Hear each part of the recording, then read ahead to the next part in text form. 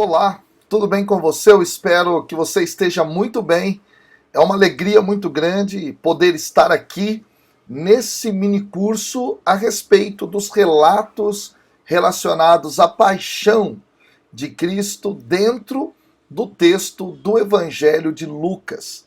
E de modo muito especial, nesse primeiro momento, nós vamos tratar a respeito dos eventos preliminares dessa paixão de Cristo, que estão colocados no capítulo 22, dos versículos de 1 até 38 do Evangelho de Lucas. Então vamos ao nosso conteúdo para vermos efetivamente como é que está organizado todo esse conjunto de narrativas referentes aos eventos preliminares da paixão de Cristo em Lucas. Bom, primeiro de tudo, pessoal, é importante nós darmos uma olhada no contexto literário. Se você observar, você vai perceber que os versículos de 1 a 38, no capítulo 22, eles são organizados em 4 partes. Nós temos os preparativos para a traição, os preparativos para a Páscoa de Jesus e, por fim, a condição presente e o futuro chamado dos discípulos. E nós vamos, neste momento do nosso minicurso, darmos uma olhada justamente nessa parte que está em vermelho aí na sua tela. Você está vendo aí, ó, tá? Nós vamos ver pouco dessas 4 perícopes dos eventos preliminares. A primeira dessas perícopes são os versículos concernentes aos preparativos para a traição. Exatamente. Dos versículos de 1 a 6. Aí está o texto. Se você quiser pausar para depois você poder fazer a leitura de um modo mais tranquilo, o faça, tá bom? Mas para garantir que o nosso tempo seja bem aproveitado aqui, porque nós temos um tempo mais limitado, eu vou partir, tá bom, para o conteúdo dessa perícope com vocês agora, tá bom? Qual é a estrutura apresentada aqui? Bom, pessoal, olha só. Nós temos no primeiro bloco os chefes dos sacerdotes e mestres da lei tramando contra Jesus. O segundo ponto é a ação de Satanás em Judas. O terceiro ponto é Judas, que procura os chefes dos sacerdotes e os oficiais da guarda. E o quarto e último ponto é justamente o consentimento de Judas. No primeiro bloco, pessoal, nós temos dizendo assim: estava se aproximando a festa dos pães ázimos, ou dos pães sem fermento. Eu quero destacar essa expressão que está em vermelho. Estava se aproximando. Em grego, é o verbo engizen, ou engizo, que significa aproximar-se. Esse termo, dentro da obra lucana, tem 2 sentidos. Um deles consiste nessa aproximação espacial. Então, alguma coisa que se aproxima de outra, do ponto de vista físico. Agora, há um segundo sentido. Trata-se de ser ligado a um contexto de uma escatologia inaugurada.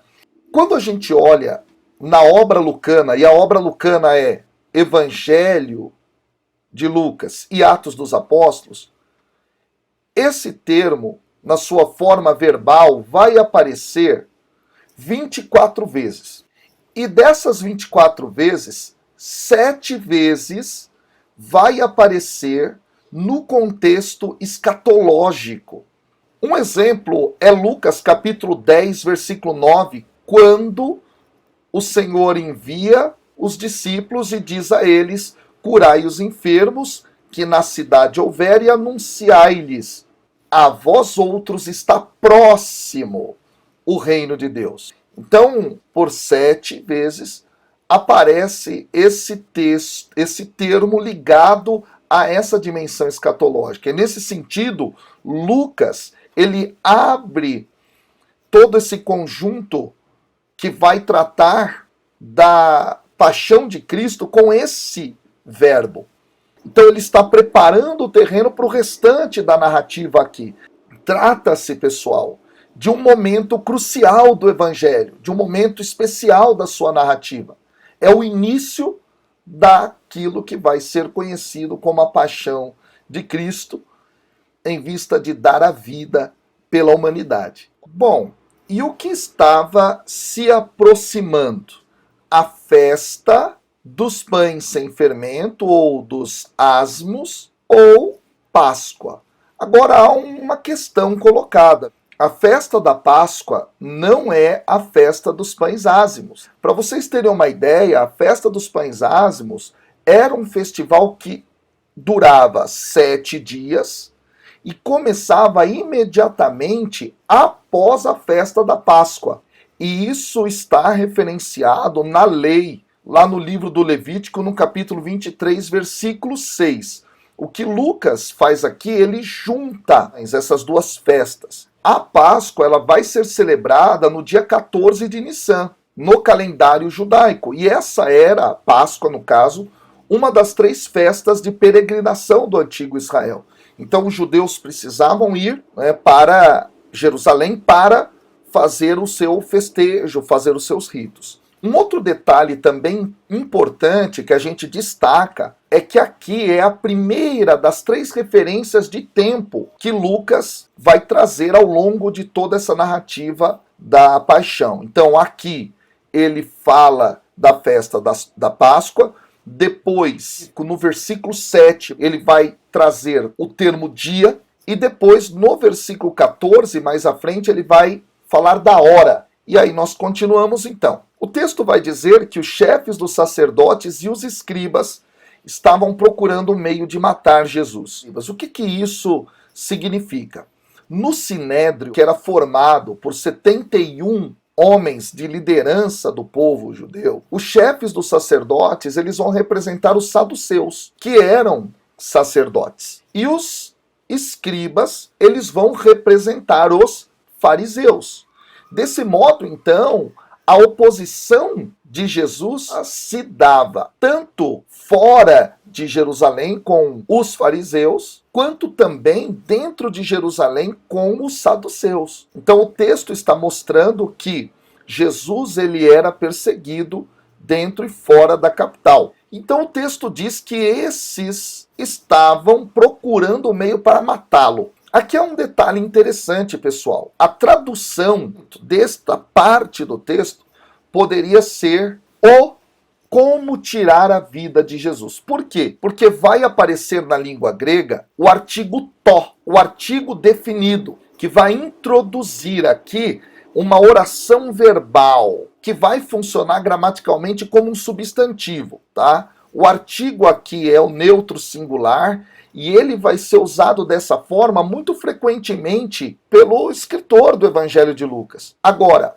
a tradução desta forma daria para nós a ideia de que esses 2 grupos, chefes dos sacerdotes e escribas, queriam uma maneira muito específica para poder levar Jesus à morte. Daí é que a gente entende que o verbo utilizado aqui, traduzido por matar, é um verbo que geralmente é usado no contexto de livrar-se de alguém por uma execução, tá? Ou seja, livrar-se de alguém muitas vezes por procedimentos legais. E eles fazem isso por quê? Porque eles tinham medo do povo. E aí é interessante nós percebermos algo aqui nesse texto, que é justamente o fato de que se tratava de uma festa de peregrinação e muita gente ia para Jerusalém. E colocar Jesus num processo como esse poderia levar a um problema na cidade, visto que, de acordo com do historiador Flávio Joséfo, no livro dele Guerra Judaica, iam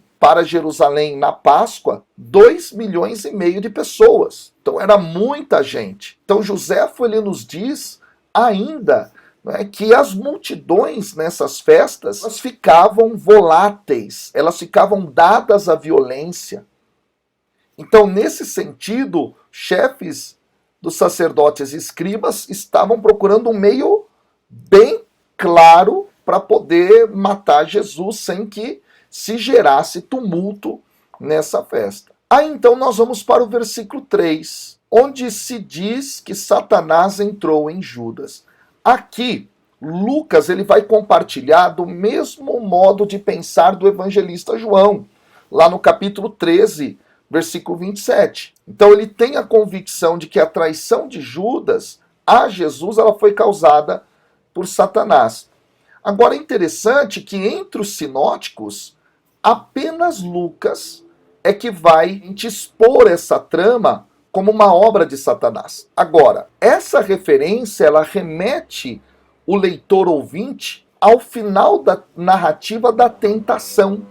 No Evangelho de Lucas, quando lá no capítulo 4, versículo 13, é dito que Satanás deixou Jesus até o momento oportuno. Então aqui trata-se desse momento oportuno, do desafio final. Aí então o texto faz questão de dizer que Judas ele era um dos 12. Essa ênfase no número 12 dada por Lucas tem um significado simbólico das 12 tribos de Israel. Lucas vai tratar muitas vezes de um Israel restaurado.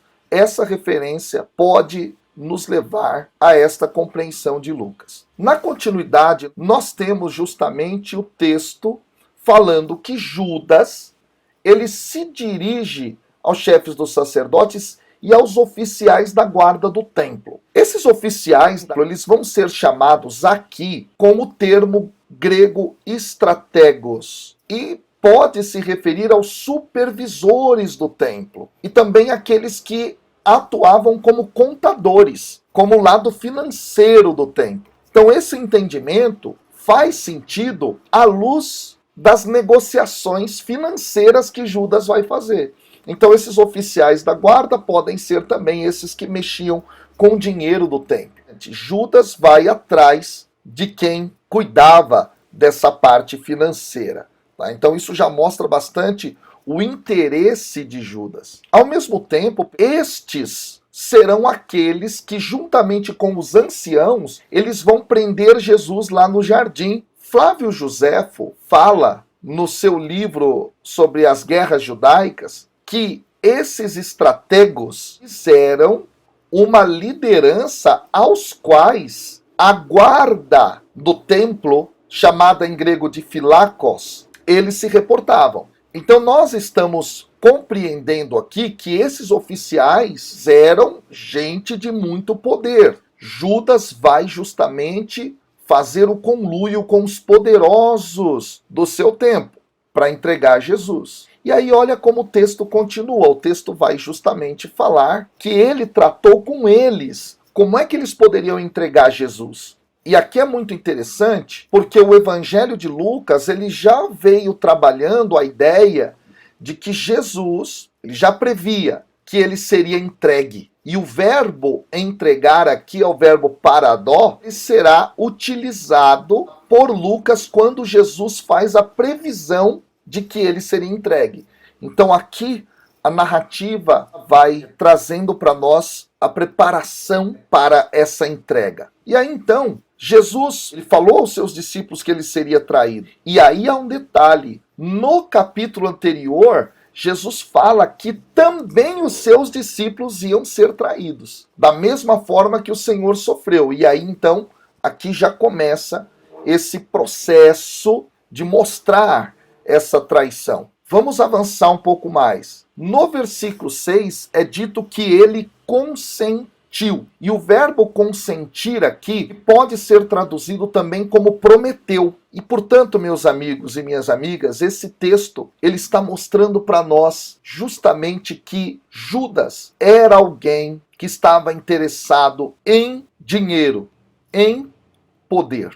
Estamos então agora no segundo bloco, que está dos versículos 7 a 13 e trata dos preparativos da Páscoa. Vamos dar uma olhada na estrutura, rapidamente, desses versículos. Nós temos, num primeiro momento, o mandato de celebração da Páscoa, depois o envio dos apóstolos para a preparação, a pergunta dos enviados, a explicação dos detalhes por Jesus e depois a obediência dos enviados. Vamos a um breve comentário desses versículos. O texto começa com chegou o dia. E aqui, meus amigos, lembra? Trata-se, portanto, de Lucas, que coloca a cronologia de forma mais específica. A Páscoa estava se aproximando, agora chegou o dia. Essa nota cronológica ela vai ser muito importante porque ela vai enfatizar a estrutura, tá, dentro da qual a morte de Jesus deve ser entendida. E aí o texto diz: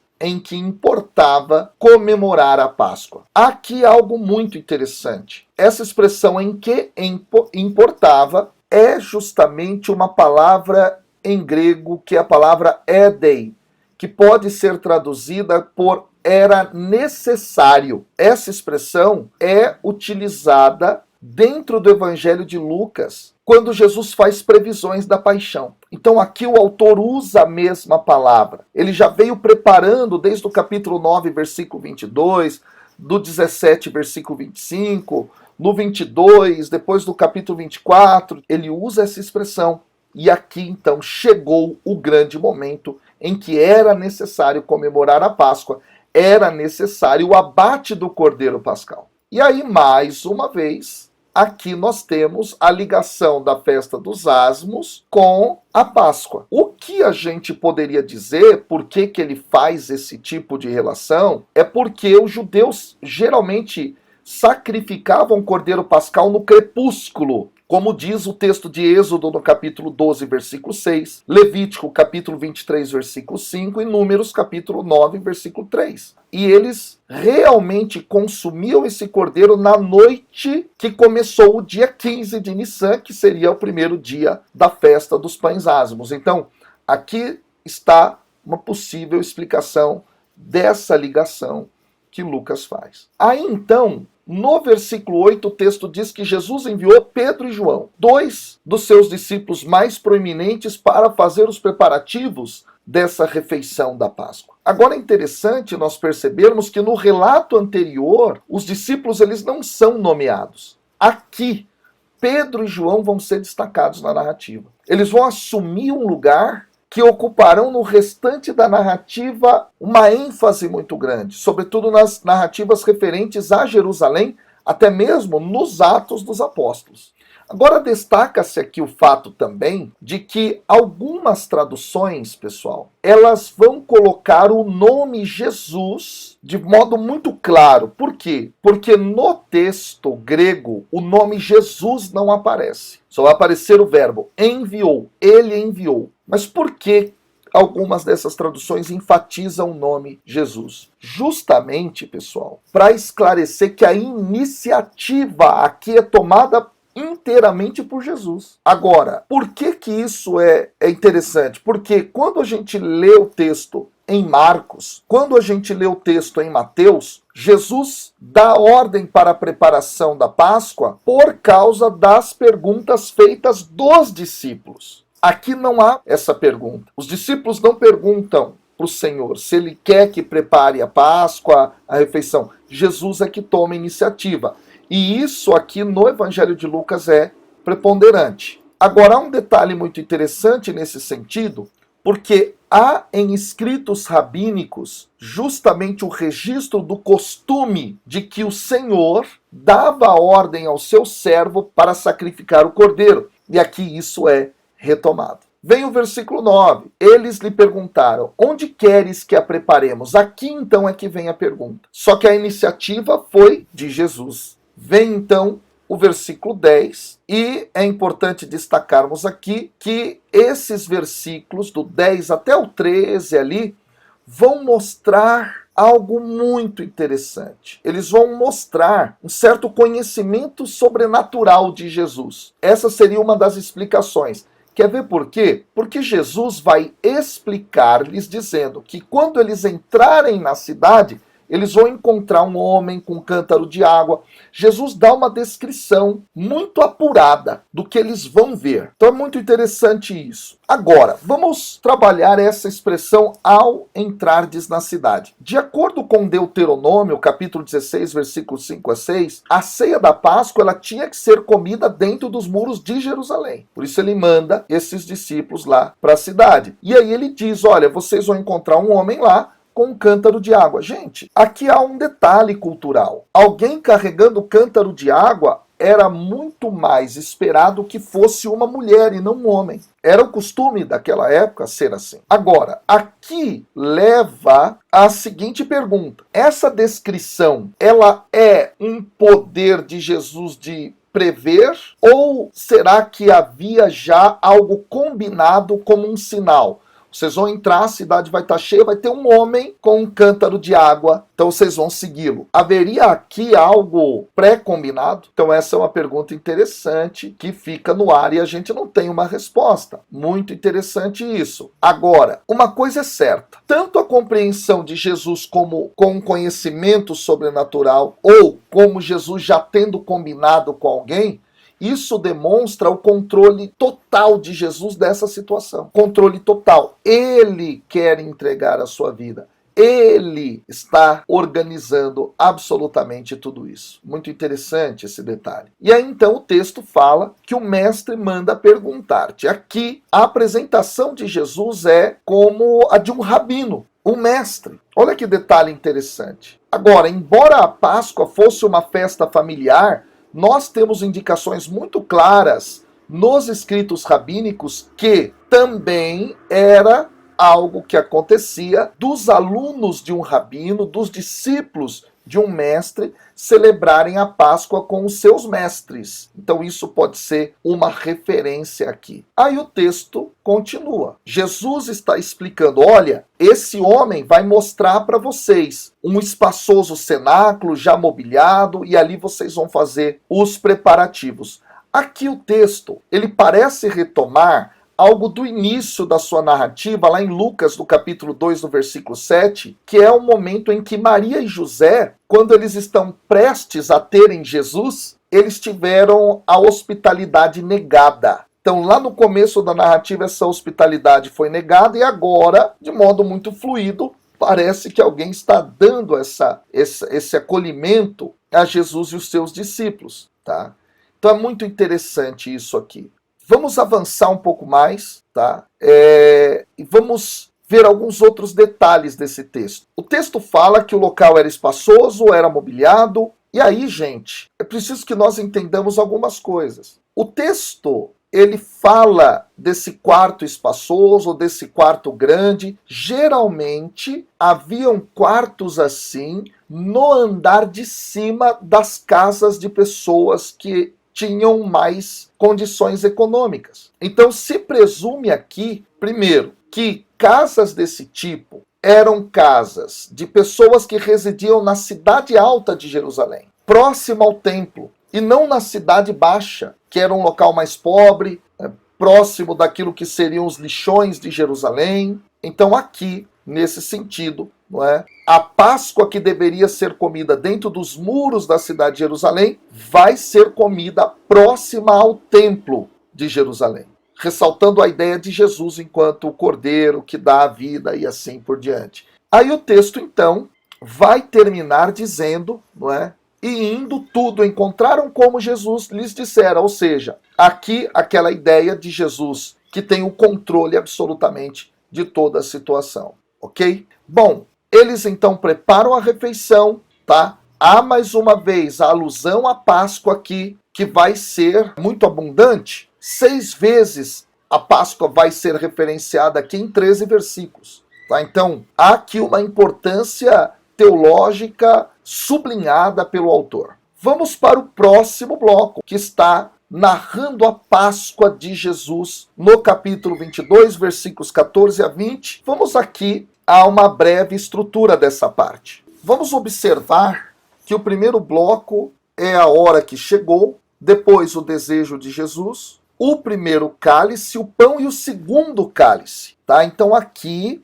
é muito importante se ressaltar que há um segundo cálice. Lucas é que vai introduzir isso. Vamos fazer o comentário e entender melhor essa questão. Primeiro, no versículo 14 vai aparecer a hora. Chegou a hora. Então Lucas registrou anteriormente 2 anúncios. A Páscoa geral, depois o dia e agora a hora. Ele estreita o foco nesse momento. E entre os evangelhos sinóticos é somente Lucas que vai fazer referência à hora. Olha que detalhe interessante. João é que também vai fazer, mas dos sinóticos é só Lucas. Essa forma de dizer chegou a hora tem um significado teológico muito grande, porque é justamente a hora em que toda a história da paixão ela vai começar a se desenrolar efetivamente. E esse movimento do dia para a hora vai indicar também uma questão da urgência do momento. Urgência essa que vai ser afirmada por Jesus no versículo 15 a seguir, onde ele vai indicar o profundo desejo de comer a Páscoa antes de sofrer. E depois, lá no versículo 16, mais à frente aqui, onde o próprio Jesus ele vai dizer que ele não vai comer novamente essa Páscoa até que seja cumprido o reino de Deus. Então aqui, gente, a hora da refeição chegou e Lucas ele está conectando essa hora ao sofrimento iminente de Jesus e ao futuro cumprimento escatológico dessa refeição quando o reino de Deus vier. E aí Lucas ele continua essas duas conexões ao longo de toda a narrativa da última refeição da Páscoa. Esta hora da refeição ela também vai ser ligada ao sofrimento de Jesus, que vai ser entendida, versículos mais à frente, no versículo 53, como a hora em que o poder das trevas vai assumir o controle.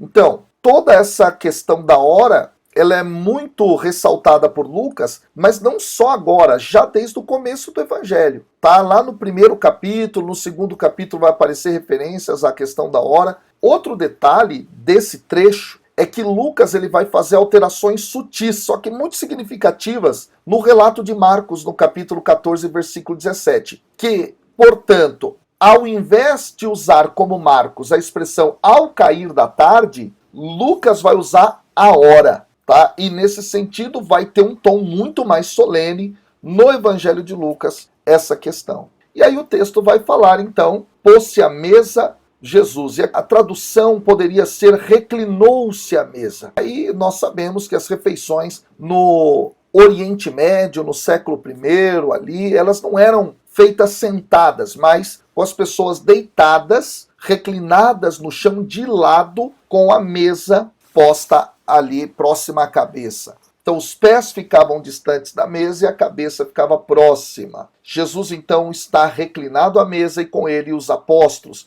E aí Jesus começa então a falar sobre o seu desejo. E ele lhes diz, a última ceia, pessoal, vai ser um local privilegiado que vai envolver um diálogo entre Jesus e os seus discípulos. E esse aspecto de diálogo da narrativa, ele precisa ser ressaltado aqui. Então, o diálogo vai ser um diálogo dominado por Jesus. Ele vai ser indicado como o orador desse diálogo principal 7 vezes, no versículo 15, 17, 25, 34, 35, 36 e 38, e enquanto que os apóstolos eles vão falar 3 vezes. Pedro no versículo 33 e o grupo todo nos versículos 35 e 38. Então há um diálogo aqui, mas é Jesus o que vai falar mais. E nesse sentido, então, parece um discurso já de despedida. E Jesus diz que ele tinha desejado ansiosamente comer com eles essa Páscoa. Aqui, pessoal, em grego, a expressão utilizada poderia ser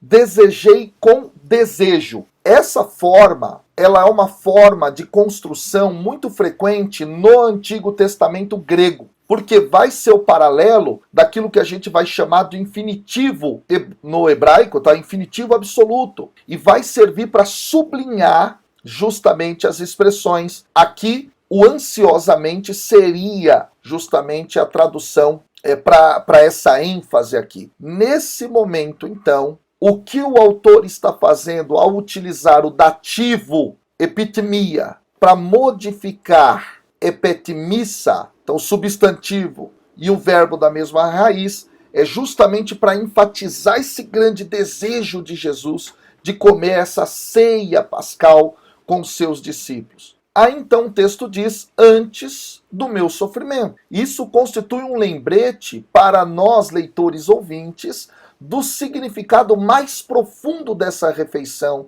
Isso é um dado exclusivo de Lucas. Aí então o texto continua, pois vos digo que nunca mais a comerei. Trata-se aqui de uma referência possível, e aí interessante a gente ver também a continuidade, até que se cumpra o reino de Deus, uma referência ao banquete messiânico. Esse banquete messiânico estava no imaginário das pessoas daquele tempo, justamente porque eles entendiam que a chegada do reino de Deus seria acompanhada com um grande banquete. Então vem o primeiro cálice. Jesus toma o cálice. Daí esse cálice ele foi seguido por parte da refeição da Páscoa e depois com o canto dos salmos. Muito possivelmente aqui, pós esse cálice, os salmos 113 e 114 foram entoados. E aí, gente, esse cálice aqui do versículo 17 pode ser o terceiro cálice. E por que o terceiro cálice?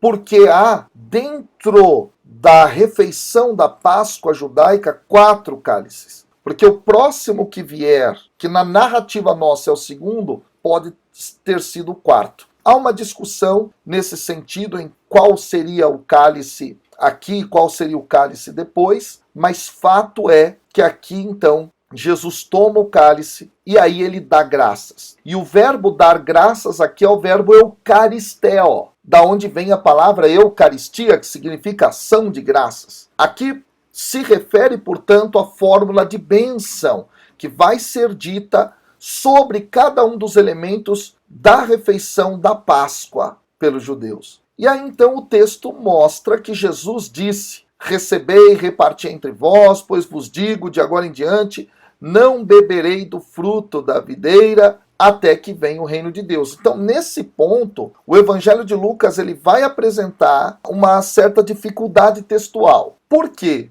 O problema, gente, aqui é principalmente que Lucas ele tem 2 bênçãos sobre o cálice. Uma antes e outra depois do partir do pão, como nós vamos ver. Enquanto os paralelos de Marcos e Mateus têm uma bênção só, do pão e do cálice, justamente nessa ordem. Se aqui Lucas ele coloca o cálice, depois o pão e depois o outro cálice. O texto, então, ele vai continuar fazendo referência de novo a essa dimensão escatológica do reino de Deus. Nesse sentido aqui, então, o texto está novamente apontando para essa direção. Vem, então, o pão, e o chefe de família, gente, costumava agradecer pelo pão e pelo vinho antes de qualquer refeição, mas na Páscoa, bênçãos especiais sobre o pão e o vinho eram feitas. Aqui, então, o texto vai ressaltar isso. E aí Jesus vai, nesse momento, dar o significado do pão. E ele vai dizer, isto é o meu corpo. Ele faz a interpretação do que é esse pão agora. E aí é um detalhe muito interessante, pessoal. Há escritos rabínicos que falam a respeito do significado do pão dentro da celebração da Páscoa. Esse pão é a matzá, que é o pão sem fermento, e esse pão sem fermento, muitas vezes, ele era ligado à compreensão da pressa, por exemplo, que eles deveriam ter ao sair do Egito, não demorar muito. Aqui, Jesus está dando uma direção nova. Isto aqui é o meu corpo, que acompanha, portanto, nesse processo, esse sentido da remissão, da libertação, que simbolizava o pão lá na tradição pascal judaica. Bom, o pão aqui ele também vai apontar para essa ideia do corpo que vai ser morto, que vai ser oferecido por amor a eles. Aí o texto então diz, fazei isto em memória de mim. O termo aqui, anamnesis, significa lembrança, um levar à mente, só que não de uma forma mecânica, é uma forma de presença. Para vocês terem uma ideia, esse é um termo já utilizado até pelos clássicos.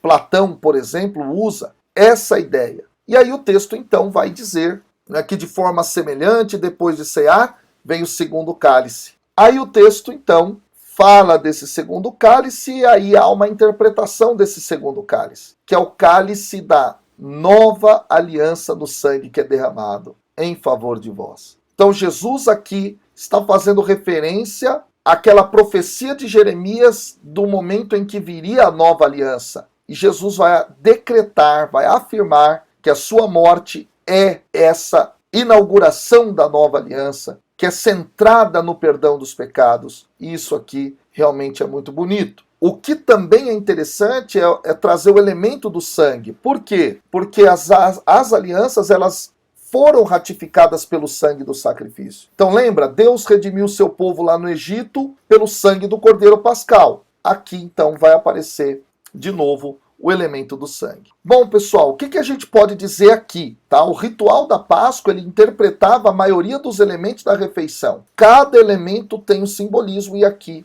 então, Jesus faz a mesma coisa com os seus discípulos. Por fim, nós temos aquilo que vai ser a Páscoa de Jesus, dos versículos 21 ao 38. Vamos ver como é que estão esses versículos aqui. Aparece, então, no versículo 21, a mão do traidor está comigo à mesa. Gente, Lucas ele vai delicadamente lidar com esse momento e muito mais indiretamente do que o próprio Marcos, o próprio Mateus e o próprio João. É muito interessante porque Marcos e Mateus eles colocam a predição da traição no início da refeição. E eles deixam claro que o traidor está presente. Aqui é de uma forma sutil. A mão do traidor está comigo à mesa. Agora, por que a mão no sentido bíblico? A declaração de Lucas aqui é muito interessante, porque ela vai indicar justamente a forma que Lucas fala a respeito da traição de Judas. Então, ao mencionar a mão de Judas, Lucas ele chama a atenção, primeiro,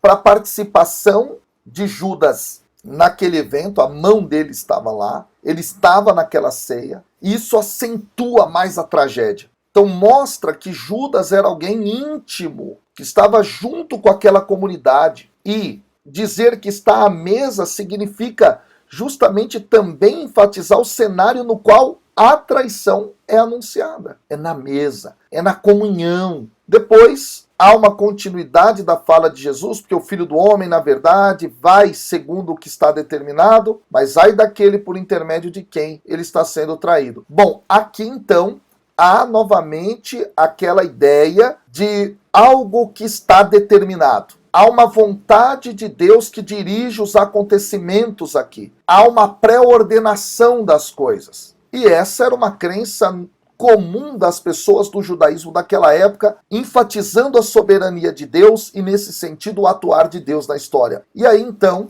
depois de indagar entre si quem seria dentre eles o que estava para fazer isso, diz o texto, suscitaram também entre si uma discussão sobre qual deles parecia ser o maior.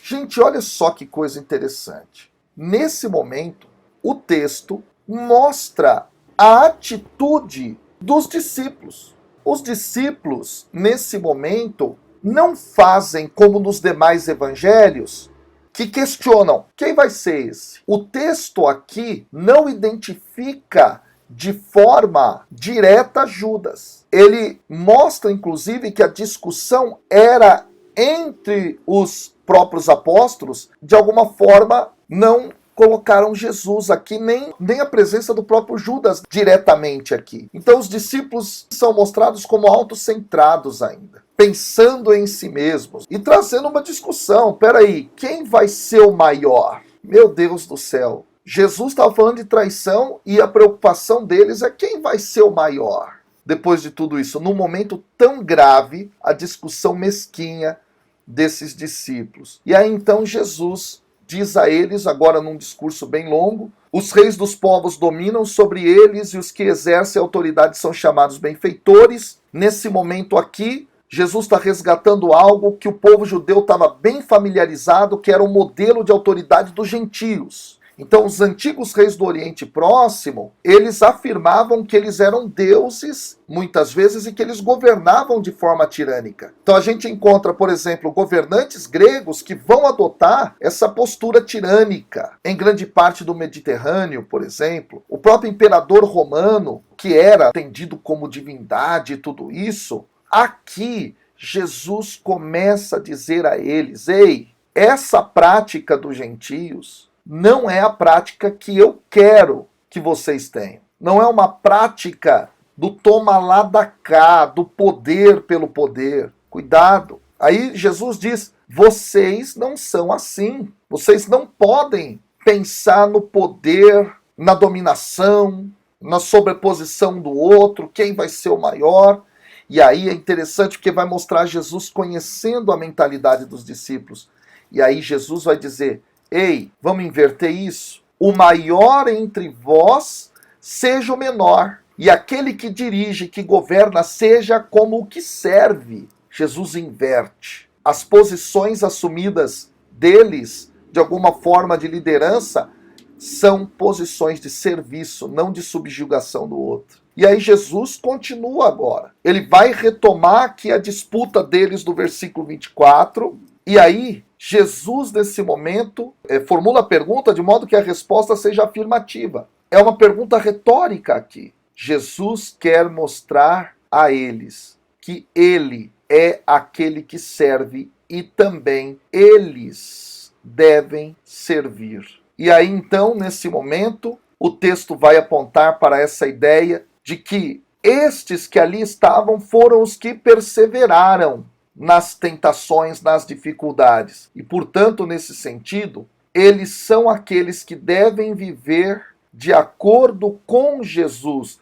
Ou seja, se eles são os que permaneceram, eles estavam discutindo sobre quem ia liderar, quem ia ter o poder, quem ia dominar, Jesus está falando: ei, gente, vocês são os que ficaram aqui, então, escuta, vocês devem seguir aquilo que eu ensinei para vocês. E aí então Jesus vai dizer: assim como o Pai me confiou um reino, eu confio a vocês. Só que esse reino não é um reino de dominação sobre os outros. É um reino diferente. É um reino distinto. É um reino do serviço. Aí o texto então traz Jesus aqui agora falando com Simão. Eis que Satanás vos reclamou. Aqui é um versículo estranho, no mínimo. É encontrado apenas em Lucas. O termo Simão é utilizado. E aí há uma quebra do padrão de Lucas, gente. Porque antes do chamado de Pedro, no capítulo 6, versículo 14, Lucas usava Simão e Pedro depois desse chamado. Aqui se retorna ao modo anterior. Isso chama a atenção. Será que isso quer ressaltar de alguma maneira a limitação de Pedro? E aí então o texto vai enfatizar justamente esta ação de Satã que reclama e reclama quem? Veja, Jesus se dirige a Simão e diz: eis que Satanás vos reclamou. Vos aqui é o plural.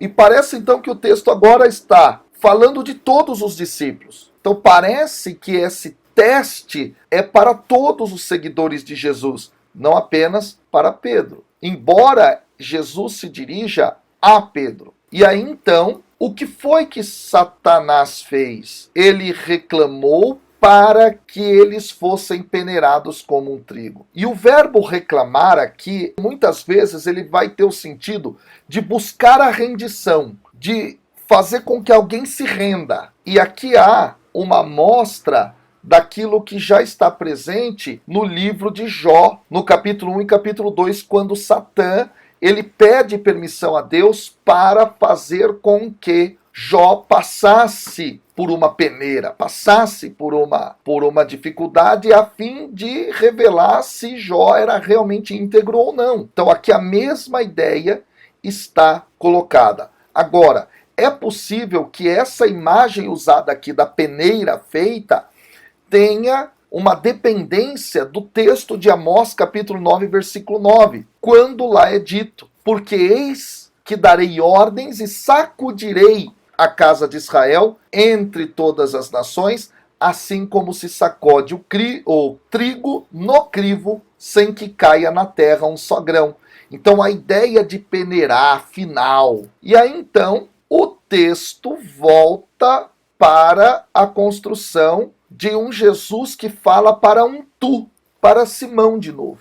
Então, roguei por ti, para que a tua fé não desfaleça. Então, Jesus se dirige em duas etapas aqui. Ele confronta todos e Pedro. Há uma questão interessante aqui, talvez porque Pedro fosse a liderança de todos esses apóstolos, o Senhor roga por ele. E aqui o verbo rogar é o verbo delmai, tá? Que vai ser utilizado por Lucas, sobretudo quando se trata de uma oração de petição dentro da obra lucana. E aí o faz para que a sua fé não desfaleça, para que a sua fé não falhe, para que a sua fé não fique escondida ou desapareça totalmente, porque o verbo aqui é o verbo eclipe, que tem ligação, lembra, com eclipse. O que é o eclipse? É o escondimento. E aí então, o texto diz: tu, pois, quando te converteres, fortalece os teus irmãos. O Senhor está falando, olha, quando você realmente se converter, você vai fortalecer os teus irmãos, então. Aqui o texto já está trabalhando a ideia de que Pedro ainda precisaria passar por uma experiência de mudança. E aí é muito interessante, porque Pedro vai responder, peraí, eu estou com você, tanto na prisão quanto na morte. Jesus já percebia que Pedro não estava preparado para o desafio, para a peneira. E aí então, Jesus vai dizer, olha, você vai me negar antes que o galo cante. 3 vezes. Nesse sentido, então, pessoal, o texto está dizendo que antes do sol raiar, ainda naquela noite ele negaria. Então Pedro não estava preparado suficientemente. Ele ainda precisaria passar por uma conversão para ele poder confirmar os seus irmãos. E aí então vem o texto. Jesus lhes perguntou: quando vos mandei sem bolsa, sem alforje, sem sandálias, faltou porventura alguma coisa? Gente, olha que dado interessante. Nesse momento, o texto parece trazer aqui algo estranho, porque Jesus começa a falar de um envio sem bolsa, sem alforje, sem sandália, e isso não foi dado como instrução aos 12, lá no capítulo 9, versículos de 1 a 6, mas aos 70 discípulos. Bom, a questão aqui não são especificamente os detalhes, mas isso chama atenção. Mas é a resposta deles que deve ser negativa, ou seja, nada. Nada faltou para eles. Nesse momento, o Senhor está querendo mostrar a eles que eles podem ficar firmes, que eles podem perseverar, que nada vai lhes faltar. Então, Jesus antecipa que Pedro vai negar porque a coisa vai ser difícil e, ao mesmo tempo, já dá a eles confiança. Essa é a ideia. E aí o texto continua. Então, ele fala novamente. Agora, porém, quem tem bolsa, tome. Quem tem alforje também. E aí uma expressão. O que não tem espada, venda a sua capa e compre uma. Gente, é um texto difícil aqui, mas há um detalhe. Trata-se de expressões de exagero, de hipérbole, para falar da gravidade do tempo. Não é que Jesus quer que as pessoas comprem armas, espadas, não é isso. Mas é no sentido de que a coisa vai pegar. Aquele momento vai ser difícil. É a hora realmente de viver as instruções dadas anteriormente, que o momento é grave. Então isso está nos preparando para as narrativas subsequentes. E aí Jesus diz, olha, pois vos digo que importa que se cumpra em mim o que está escrito. Ele foi contado entre os malfeitores, porque o que a mim se refere está sendo cumprido. Opa, Jesus está dizendo, olha lá, vai se cumprir aquilo que está presente no cântico do servo sofredor, lá de Isaías. Eu vou sofrer. Então, se prepara para esse momento. Essa ideia que está presente aqui. E aí, então, os discípulos vão dizer, eis que temos 2 espadas. E Jesus responde, basta, porque eles não tinham entendido. Eles achavam que era para comprar espadas, para se armar mesmo. Jesus está dizendo, ei, não é isso não. O que eu estou falando para vocês é, fiquem preparados para passar pela peneira, não é para guerra. E assim o texto aqui termina. O Senhor quer que os seus discípulos sirvam, que eles estejam preparados para a tribulação e que eles realmente sejam aqueles que vão dar continuidade à pregação do reino depois desse momento de grande prova. Espero que tenha ajudado. Que Deus te abençoe. Estamos juntos.